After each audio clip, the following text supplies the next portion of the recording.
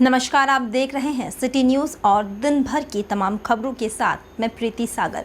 खबरों में बात करेंगे सबसे पहले आज की सुर्खियों की। सरायकेला के आदित्यपुर में रंगदारी के लिए व्यवसायी पर तलवार से हमला। आक्रोशित लोगों ने अपराधी के घर किया हमला। कोल्हान डीआईजी ने किया आदित्यपुर थाना का निरीक्षण। जवानों के बीच किया पीपीटी किट का वितरण। और राजधानी एक्सप्रेस से 98 लोग पहुंचे जमशेदपुर। स्क्रीनिंग करके की गई जांच। खबरें अब विस्तार से। पश्चिम बंगाल के झाड़ग्राम से पलामू अपने गांव जा रहे 10 मजदूरों को पुलिस ने जमशेदपुर प्रखंड कार्यालय के पास शनिवार को रोक लिया, लेकिन इन्हें ना तो भोजन उपलब्ध करवाया गया ना पानी। इसकी जानकारी मिलने पर संयुक्त ग्राम सुरक्षा समिति ने इन मजदूरों को भोजन पानी मुहैया करवाया। इस संबंध में ग्राम सुरक्षा समिति के अध्यक्ष राम सिंह मुंडा ने बताया कि मजदूरों और मध्यम वर्ग के लोगों की पीड़ा को देखते हुए उन्होंने 14 मई को पीएम मोदी को एक चिट्ठी लिखी है, जिसमें उन्होंने बताया है कि राहत पैकेज का वास्तविक लाभ बैंकों के माध्यम से गरीबों और मध्यम वर्गों तक पहुंचना संभव नहीं। इसके लिए कोई विशेष नीति बनाने की जरूरत है। फिलहाल देश के मजदूरों का हाल बेहाल है।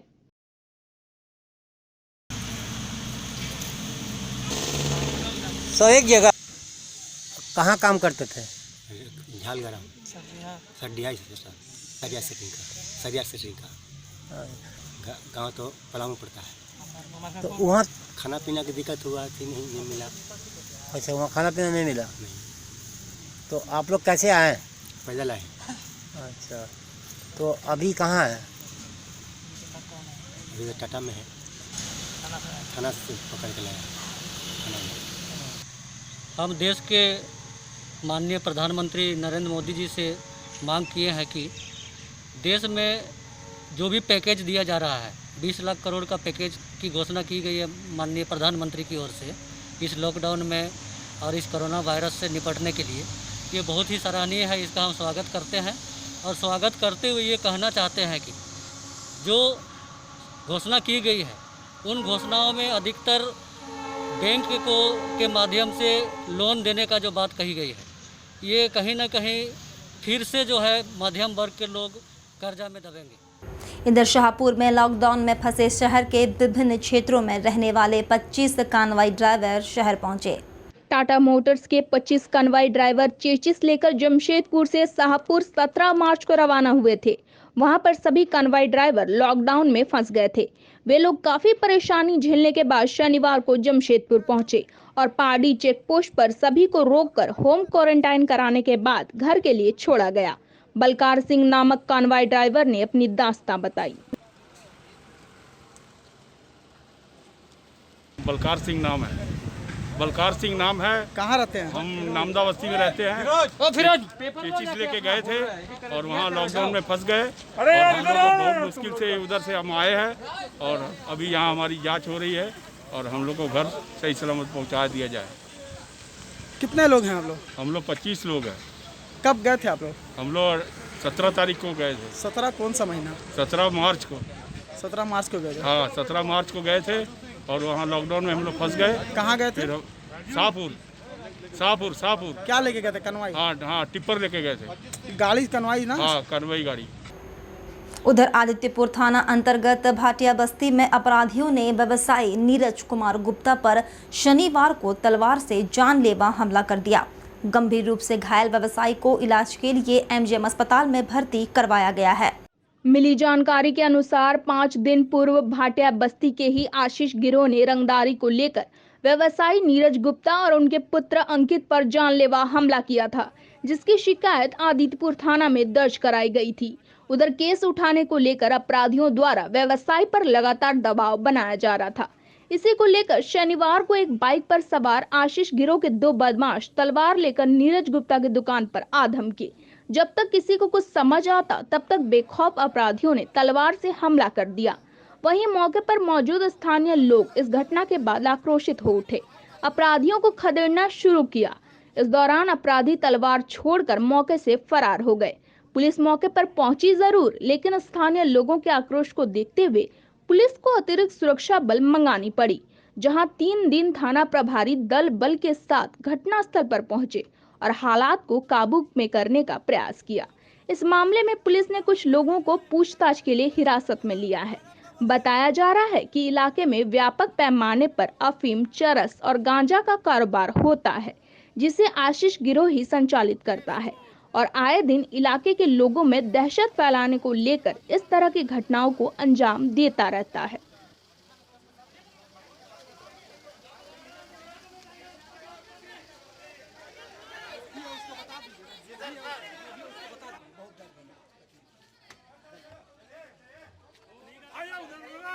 क्या ये घटना हुआ, पुलिस को मोटा पैसा मिला है, इसलिए मामला को दबा दिया गया है। 6 दिन पहले हुआ तो 5 दिन पहले FIR, कोई एक्शन नहीं हुआ है। ये पुलिस प्रशासन है, झारखंड पुलिस। यहाँ पे सुबह का समय में दुकान खुला हुआ था और यहाँ पे फल का दुकान था। हम यहाँ पे बैठे थे तो 2 लड़का एक गली से आया मुँह बांध के। वहाँ पे दुकान में पूरा हल्ला गुल्ला हो रहा था। तो हम जाके गेट के पास से देख रहे तो तलवार से पूरा मार रहा है। तो हम दौड़ते हुए गए दुकान में, क्या हो रहा है, काय का आवाज़ आ रहा है। तो देख रहे पूरा तलवार से मार रहा है, एक आदमी को 2 आदमी मिल के। तो हम पूरा शोर मचाए, तभी यहाँ का पब्लिक सब जो है जमा हुआ, तब तक भाग गया। भागा इधर से कोना से भागा तो 2 तलवार था हाथ में। जब खदेड़े तो वहाँ पे तलवार छूट गई। घटना घटी है और हम लोग को सूचना मिला तो हम लोग गए, लेकिन छापामारी के कोई मिला नहीं। लेकिन उनके परिजन को हम लोग पूछताछ ले लाए हैं। कुछ ही लोग का दुकान पर लेन देन का कुछ उधारी का बाकी मांग रहा था, बाकी मांग रहा था। अच्छा। और तो इसमें इसी को लेकर आपस में बात किया। हाँ, पहचान हुआ है, काफ़ी अच्छा है। और बोकारो से शादी में आए 21 लोगों को सरायकेला एसपी के प्रयास से बस से बोकारो भेजा गया। 21 मार्च को बोकारो से कपाली इस्लाम नगर में शादी में 21 लोग बारात आए थे। यहां पर लॉकडाउन के कारण 55 दिन फंस गए। सरायकेला एसपी के प्रयास से और आजाद नगर थाना शांति समिति की मदद से बस से शुक्रवार की रात में खाने के सामान के साथ सभी 21 बारातियों को बोकारो के लिए भेजा गया। शांति समिति के सचिव मुख्तार आलम ने बारातियों को खाना और बिस्कुट पानी देकर भेजा। दूसरी तरफ चंदन यादव की पत्नी और समाज सेवी सपना यादव ने कहा, गरीब लोगों के बीच जाकर कोरोना वायरस के बारे में घूम घूम कर जागरूक करना और गरीबों के बीच अनाज बांटकर जान बचाने का एकमात्र उद्देश्य है।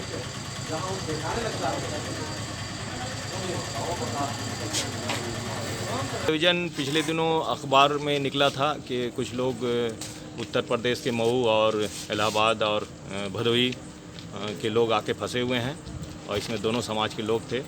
तो हमारे नए एसपी मोहम्मद अर्शी ने इसको संज्ञान में लिया और कपाली के अफसर इंचार्ज को आदेश दिया कि जाकर आप देखें। तो वो जाकर जब जांच किए तो देखें इन लोगों की हालत बहुत ख़राब है और फ़ौरन उन लोगों ने डिसीजन लिया कि इन लोगों को हम लोग इनके घर पहुँचाया जाए। इसी क्रम में कल एक ट्रिप लोग गए, जिसमें 19 लोग कल गए भदोही और मऊ, और आज जा रहे हैं लोग 21 लोग धनबाद और बोकारो। पुलिस व्यवस्था हमारी आज़ाद नगर थाना शांति समिति की टीम है, सेंटर रिलीफ के मतीन भाई हैं। ये लोग मिलजुल के लोगों को रास्ते में जो खाने पीने की ज़रूरत है उसको पूरा करेंगे ताकि आराम से अपने घर पहुँच सकें। और कोल्हान के नए डीआईजी राजीव रंजन सिंह ने सरायकेला जिले का दौरा किया। इसी क्रम में उन्होंने आदित्यपुर थाना का निरीक्षण किया। इस दौरान डीआईजी ने उद्यमियों द्वारा वैश्विक संकट कोरोना से जंग लड़ रहे 120 पुलिसकर्मियों के लिए दिए गए पीपीटी किट पुलिसकर्मियों को प्रदान किए। इस दौरान डीआईजी ने कोरोना संकट को वर्तमान परिस्थितियों में सबसे गंभीर संकट बताया। साथ ही उन्होंने पुलिसकर्मियों को सावधानी बरतते हुए ड्यूटी करने की नसीहत दी। उन्होंने कहा, किसी भी जवान को किसी तरह की कोई परेशानी हो तो वे अपने अधिकारियों को अवश्य बताएं। वहीं अपराध के संबंध में उन्होंने बताया कि कोरोना संकट के इस दौर में अपराधियों पर नकेल कसने में जिला पुलिस सक्षम है। उन्होंने नए एसपी मोहम्मद अर्शी की सराहना की।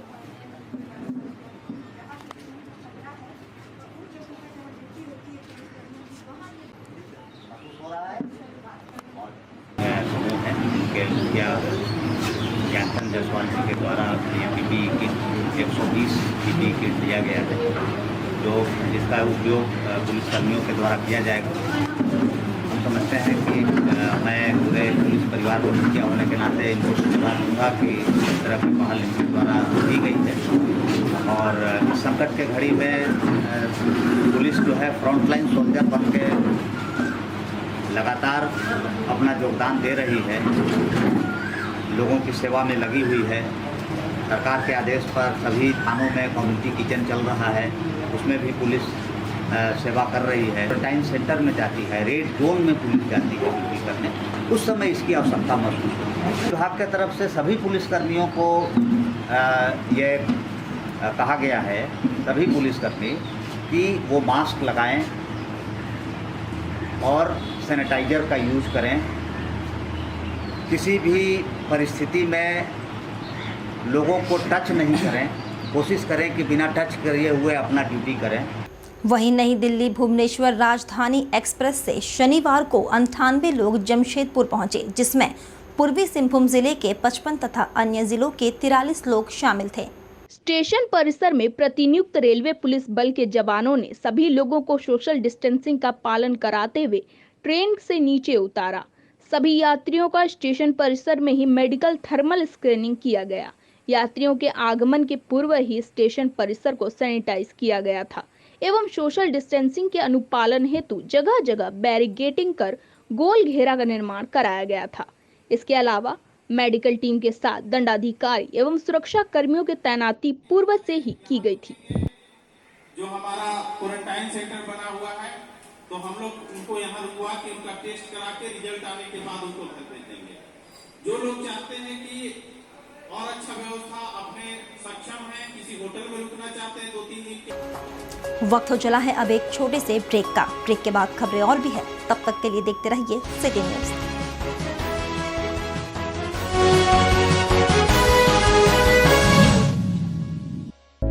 उमा सुपर स्पेशलिटी हॉस्पिटल, जहां आपको मिलेगी चिकित्सा की हर अत्याधुनिक सुविधाएं। इस अस्पताल में जाने माने डॉक्टर अपनी सेवा दे रहे हैं। अस्पताल में मौजूद विशेष सेवाओं में ये सभी है शामिल: neuro sciences, cardiac sciences, orthopaedic and joint replacement, renal sciences, plastic and reconstructive surgery, gastroenterology and GI surgery, general and laparoscopic surgery. यहाँ पर सारी जो इलाज है वो कोशिश कर रहे हैं हम लोग कि कम से कम न्यूनतम दरों पर हम लोग करें। यहाँ पर आयुष्मान भारत से लेकर के ESI, TPS सारे का व्यवस्था है और जटिल से जटिल रोगों के लिए इलाज के लिए यहाँ पर बेस्ट फैकल्टी हमारे पास अवेलेबल है। जैसे कि न्यूरो साइंस के लिए बेस्ट डॉक्टर हमारे पास हैं, क्रिटिकल केयर के लिए पीडियाट्रिक्स, जनरल सर्जरी और इत्यादि। जो भी बेस्ट पॉसिबल हम लोग से हो सकता है, हम लोग बेहतर शहर में कम से कम रेट में इलाज करने का कोशिश कर रहे हैं। इस अस्पताल में emergency medicine, internal medicine, ENT, spine services, pulmonology, critical care, paediatrics, vascular surgery, endocrinology, gynaecology, ophthalmology, dietetics and nutrition lab sciences, physiotherapy, radiology, psychiatry and psychology समेत अन्य सुविधाएं मौजूद हैं। अस्पताल आपकी सेवा में 24 घंटे है तैयार। किसी भी इमरजेंसी के लिए फोन करें 8677017777। किसी भी तरह की मेडिकल इमरजेंसी के लिए समाधान का एकमात्र स्थान उमा सुपर स्पेशलिटी हॉस्पिटल। हमारा पता है NH 33, टिमना पाड़ी रोड, मानगो, जमशेदपुर।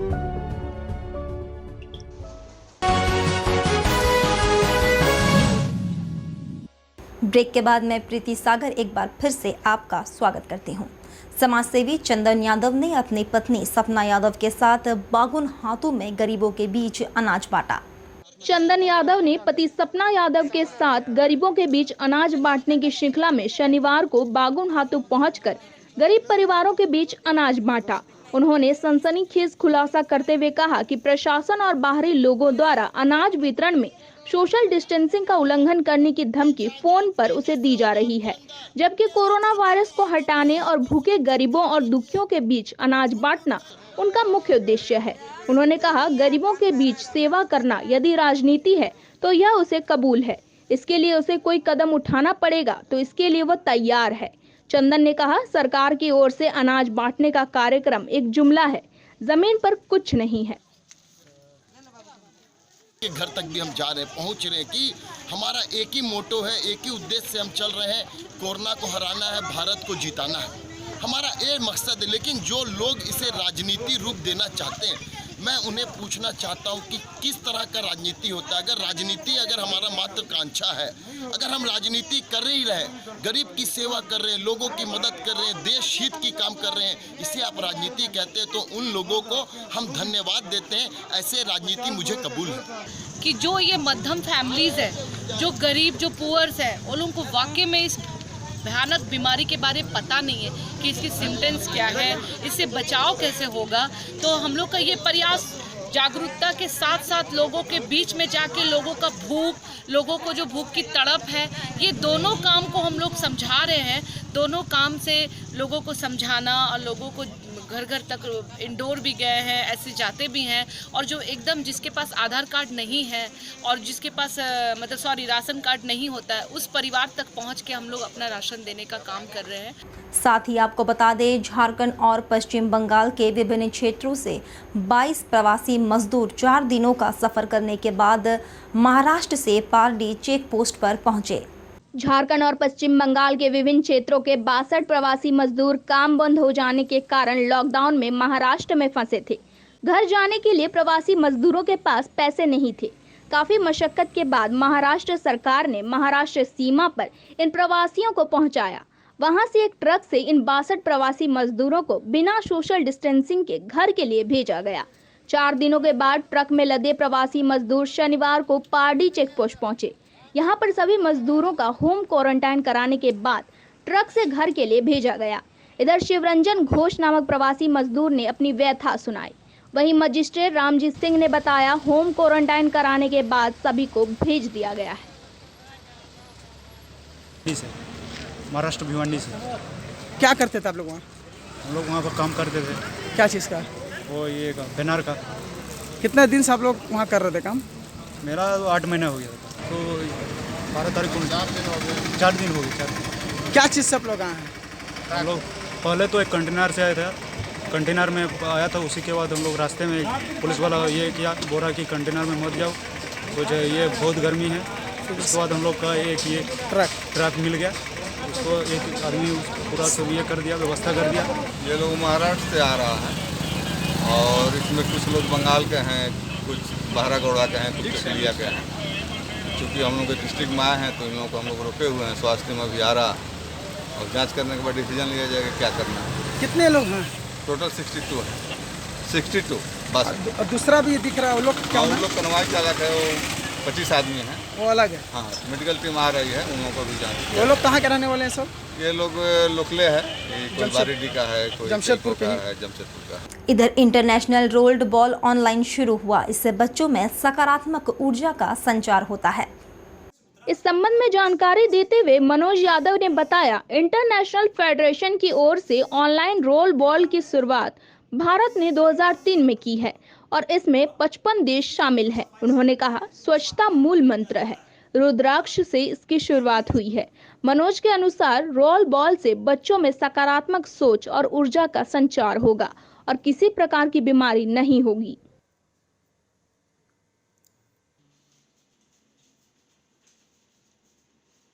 एक स्पेशल सेशन था हमारा role ball federation of India का और इंटरनेशनल रोल बॉल फेडरेशन का।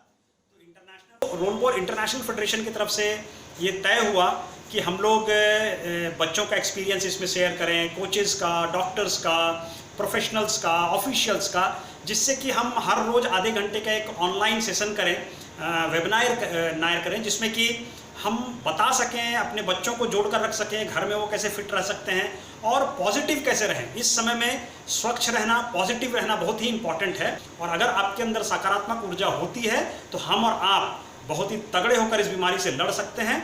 और यही संदेश मैं देना चाहता था और इसी संदेश को मैंने पूरे विश्व में आज वेबिनार के माध्यम से इंटरनेशनल रोल बॉल फेडरेशन के प्लेटफॉर्म से हम लोगों ने दिया है।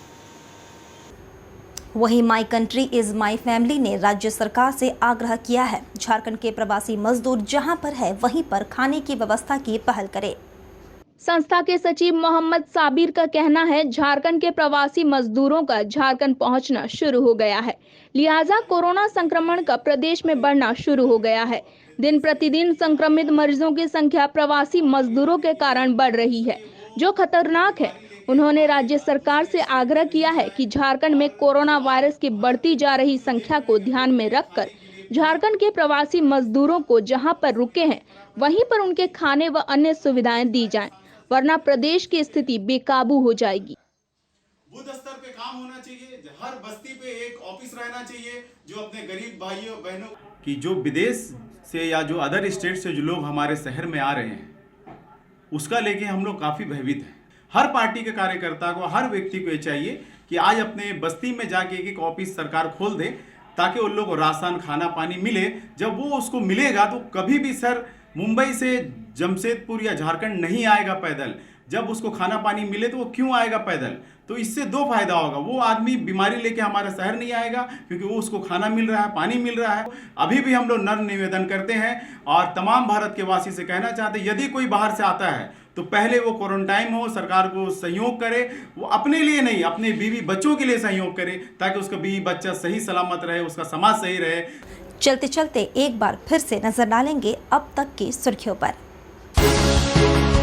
सरायकेला के आदित्यपुर में रंगदारी के लिए व्यवसायी पर तलवार से हमला, आक्रोशित लोगों ने अपराधी के घर किया हमला। कोल्हान डीआईजी ने किया आदित्यपुर थाना का निरीक्षण, जवानों के बीच किया पीपीटी किट का वितरण। और राजधानी एक्सप्रेस से 98 लोग पहुंचे जमशेदपुर, स्क्रीनिंग करके की गई जांच। और अभी के लिए बस इतना ही, कल फिर मिलेंगे कुछ अन्य खबरों के साथ। तब तक के लिए दीजिए सिटी न्यूज़ की पूरी टीम को इजाजत। नमस्कार।